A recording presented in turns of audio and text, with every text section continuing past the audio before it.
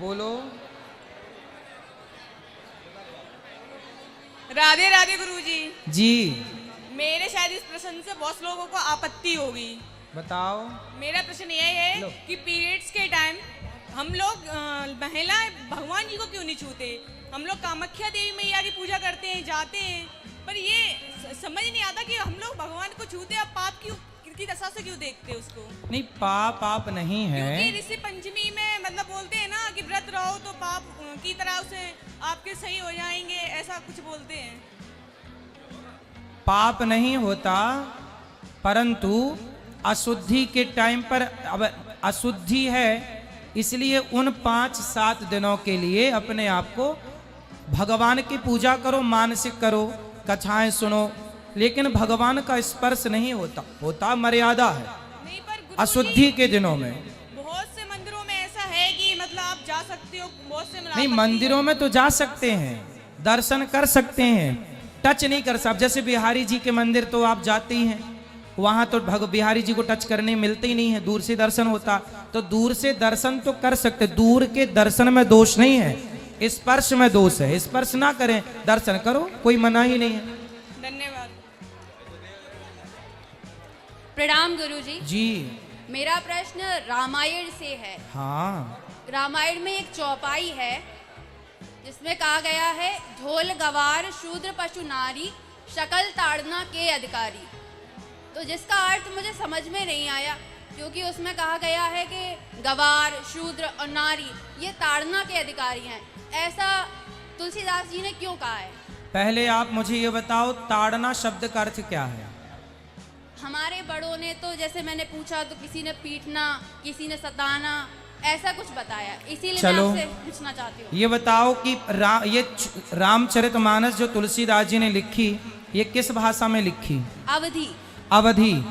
तो जिसको रामचरितमानस समझना है, पहले उसको अवधि भाषा का ज्ञान करना पड़ेगा।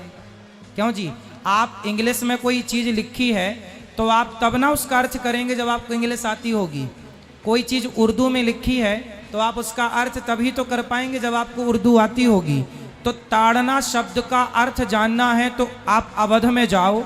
आज भी अवध में लोग कहते हैं कि भैया मैं थोड़ा जा रहा हूं, तुम मेरे बच्चों को ताड़ते रहना, मतलब देखते रहना। भैया अरे फलाने ने हमें ताड़ लिया मीन्स देख लिया। अवधि में यदि रामचरितमानस है तो आज भी अवधि में ताड़ना शब्द ये गांव का शब्द है, जो ये कहा जाता है कि फलाने ने हमें ताड़ लिया, मतलब फलाने ने हमें देख लिया। फलाने ने हमें ताड़ लिया मतलब फलाने ने हमें। और सुनो, यही अर्थ मध्य प्रदेश में आप दमोह जाइए, आप जबलपुर जाइए, आप मंडला जाइए, आप भोपाल जाइए, वहां भी ताड़ना शब्द का अर्थ देखना बोलते हैं। अरे फलाने ने ताड़ लिया, सुनो फलाना हमें ताड़ रहा है, मतलब हमें क्या समझ में आया आपको? देख रहा है। हाँ बेटा, जैसे सन मतलब सूर्य भी होता है, सन मतलब पुत्र भी होता है, एक शब्द के 2 अर्थ होते हैं, उसी तरह ताड़ना का अर्थ भी देखना भी है, तो देखना अर्थ लगेगा यहाँ पर, ना कि मारना अर्थ लगेगा। अब देखो मैं इसको देखने से समझाता हूं। ढोल मतलब ढोलक, सुर से उतर जाती है, इसलिए माताएं ढोलक बजाते बजाते उसे देखती रहती हैं, सुर से उतर तो नहीं गई, फिर चढ़ाती हैं। गंवार आदमी को देखना पड़ता है, गलत हरकत तो नहीं कर रहा। शूद्र मतलब यहाँ कार्यकर्ता, वर्कर, काम करने वाले। आप फैक्ट्री के मालिक हैं तो लोगों को देखना पड़ता है कि काम ठीक से हो रहा है कि नहीं।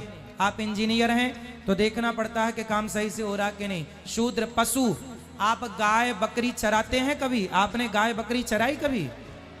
तो गाय को चराते समय देखना पड़ता है कि गाय फसल में तो नहीं घुस गई, खेत के और किसान के खेत में तो नहीं घुस गई। देखना। पशु और नारी को भी देख रेख में रखा जाता है।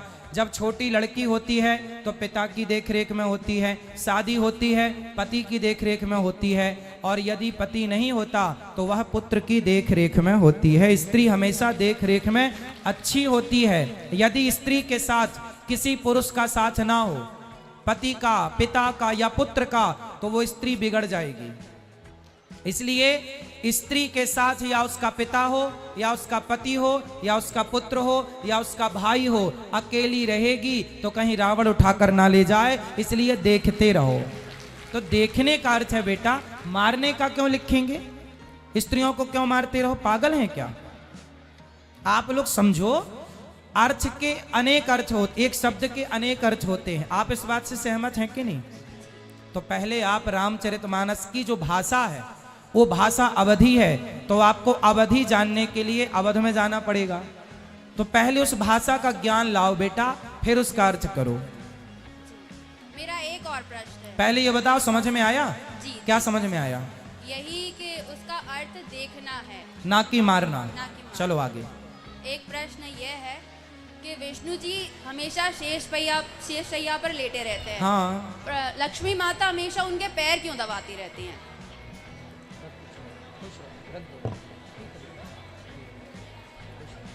खुश। लक्ष्मी जी हमेशा पांव क्यों दबाती हैं? हाँ। क्योंकि लक्ष्मी जी को भगवान के चरण दबाने में अपार सुख की अनुभूति होती है, आनंद की अनुभूति होती है। इसलिए भगवान के चरण दबाती हुई वो सदा आनंदित रहती हैं, इसलिए वो अपने सुख के लिए पांव दबाती हैं। आपको क्या लगता है भगवान जबरदस्ती दबाते होंगे? आज की लड़कियां ना दबाएंगी पति के पांव, कहेंगी हम तुमसे कम है क्या, तुम ही दबाओ।